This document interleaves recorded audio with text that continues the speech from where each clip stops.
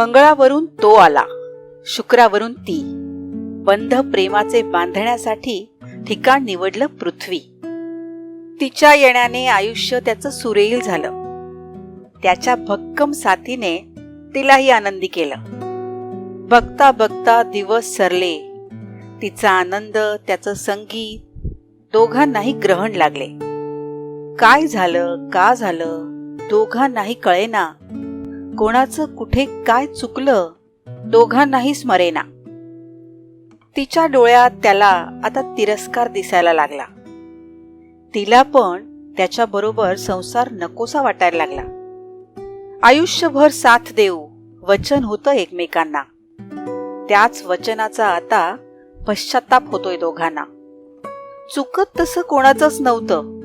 प्रेमही खरं तिथेच होतं. अपेक्षा आणि समजुतीचं गणित मात्र थोडं चुकत होतं. नमस्कार. आशीर्वादच्या यूट्यूब चॅनलवर तुमच्या सगळ्यांचं मनापासून स्वागत. जे आपल्या चॅनलला पहिल्यांदा व्हिजिट देतात त्यांच्याकरता सांगते, मी सुलभा मानकेश्वर, आशीर्वाद सायकोथेरपी अँड ट्रेनिंगची संचालिका. गेली 12 वर्ष एक सायकोथेरपिस्ट म्हणून प्रॅक्टिस करते. आजच्या थंबनेलवरनं तुम्ही ओळखलंच असेल की याचा विषय कुठला आहे. इंटरेस्टिंग विषय आहे, पती पत्नी यांच्यामधले डिफरन्सेस. मी त्याला वाद म्हणणार नाही, त्याला आपण चॅलेंजेस म्हणूयात. कारण वाद म्हटलं ना की थोडंसं निगेटिव्ह वाटायला लागतं. दोन नवीन मानसिकतेची माणसं जेव्हा एकत्र येतात तेव्हा त्यांच्यामध्ये डिफरन्सेस असणारच. विवाह ही आयुष्यातली एक मोठी गोष्ट असते. मग ती मनाशी बांधलेली बांधिलकी असेल किंवा देव, ब्राह्मण, समाज यांच्या समोर विधिवत बांधलेली लग्नगाठ असेल. प्रत्येकाच्या आयुष्याला या घटनेने एक वेगळं वळण लागतं. लग्नाचं असं काही मॅन्युअल नसतं, पण नातं फुलण्याकरता काही टूल्स आणि टेक्निक नक्कीच असतात. गाडी जर बिघडली तर आपण ती देऊन टाकतो का? नाही ना, रिपेअर करून घेतो. मग नातं जर बिघडलं तर ते तोडून टाकायचं का? मग नातं रिपेअर करण्याकरता काही टूल असेल तर तेच टूल मी तुम्हाला आज या व्हिडिओमधून देण्याचा प्रयत्न करणार आहे. हे टूल म्हणजे साधारण आपण त्याला साधन म्हणूयात, उपाय म्हणूयात, औषध म्हणूयात. तर ह्या आजच्या आपल्या टूलचं नाव आहे क्युअर. CURE. आता हे क्युअर म्हणजे नक्की काय आहे? That is C for clarity. Clarity कम्युनिकेशनमध्ये हवी आणि क्लॅरिटी ही एक्सपेक्टेशन्समध्ये हवी. तुमच्या अपेक्षा आणि तुमचं संवाद हा जर क्लिअर असेल, क्लॅरिटी असेल, म्हणजे तुम्हाला उदाहरण द्यायचं झालं तर दोन वेगळ्या घरातनं आलेल्या दोन व्यक्ती, त्यांची मनस्थिती वेगळी, त्यांची मानसिकता वेगळी, त्यांचे एक्सपिरियन्सेस वेगळे, अप्रोच वेगळे, थॉट पॅटर्न्स वेगळे. जे असतं ते त्यांचं स्वतःचं असतं. त्यांच्यासाठी ते नेहमीचं असतं, पण समोरच्यासाठी मात्र ते खूप नवीन असतं. अशा वेळेस या सगळ्या गोष्टी जर एकमेकांना माहिती असतील आणि दोघंही जण त्या बाबतीत क्लिअर असतील तर मला असं वाटतं ना की गैरसमज फार कमी होतील. त्याच्यानंतर अपेक्षा. आपल्या समोरच्या माणसाकडून काय अपेक्षा आहेत हे जर क्लिअर सांगितलं गेलं नाही तर मात्र खूप प्रॉब्लेम्स होऊ शकतात. म्हणजे तुमच्या घरामध्ये तुमचे वडील तुमच्या आईला गजरा आणत असतील आणि हीच जर अपेक्षा तुम्ही लग्न झाल्यानंतर तुमच्या नवऱ्याकडनं केली, पण त्याच्या घरामध्ये ही प्रथा नसेल, तर तुमच्या अपेक्षा तुम्ही न सांगता त्याला कळणार कशा? त्यांनी गजरा आणला नाही म्हणून तुम्ही जर का रागवलात तर त्याला ते कळणार कसं? त्यापेक्षा हे जर क्लिअर त्यांना सांगितलं तर मला असं वाटतं प्रॉब्लेम्स दोघांमधले कमी होतील, गैरसमज कमी होतील.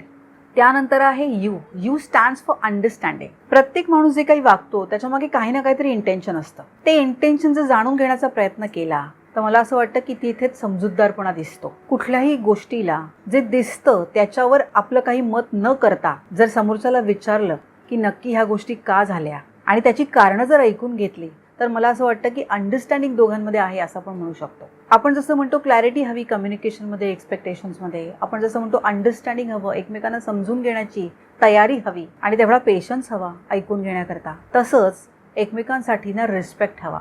So CUR. R stands for respect. एकमेकांच्या भावनांचा आदर हवा, एकमेकांच्या अस्तित्वाचा आदर हवा. समोरच्याच्या असण्यामुळे आपल्या अस्तित्वाला अर्थ आहे हे आपल्याला आपल्या वागण्यातनं त्यांना दाखवून द्यायला हवं. हे जर वेळोवेळी आपण दाखवून दिलं तर डेफिनेटली मला असं वाटतं एकमेकांना समजून घेण्याची तयारीसुद्धा वाढेल. आयुष्यात माणसाला 3 गोष्टी, प्रत्येकालाच 3 गोष्टी या हव्या असतात आणि त्या 3 गोष्टींव्यतिरिक्त, त्या 3 गोष्टींशिवाय तो जगू शकत नाही.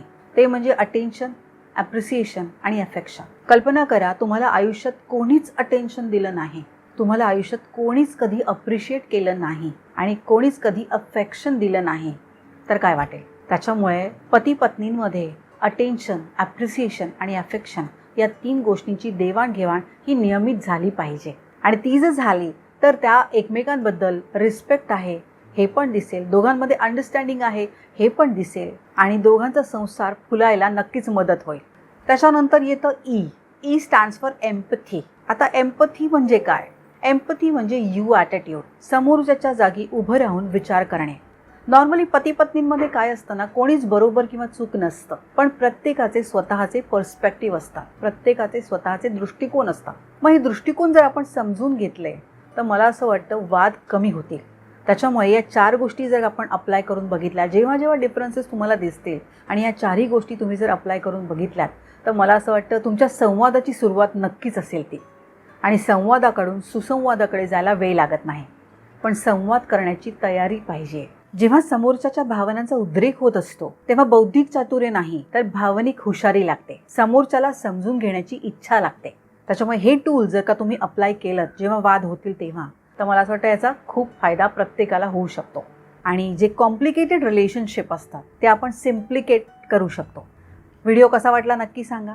व्हिडिओच्या सुरुवातीला कविता मी म्हटलेली आहे, ती पण कशी वाटली ती नक्की सांगा. आवडलं तर लाईक करा, शेअर करा.